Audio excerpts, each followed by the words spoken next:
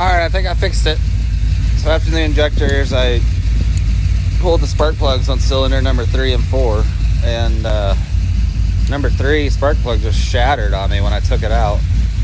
So I put new spark plug in cylinder 3 and 4, and dude, it's idling so much smoother. I just drove it around for probably 20 miles or so, just around town and stuff, and yeah, I think now it's officially for the tuner.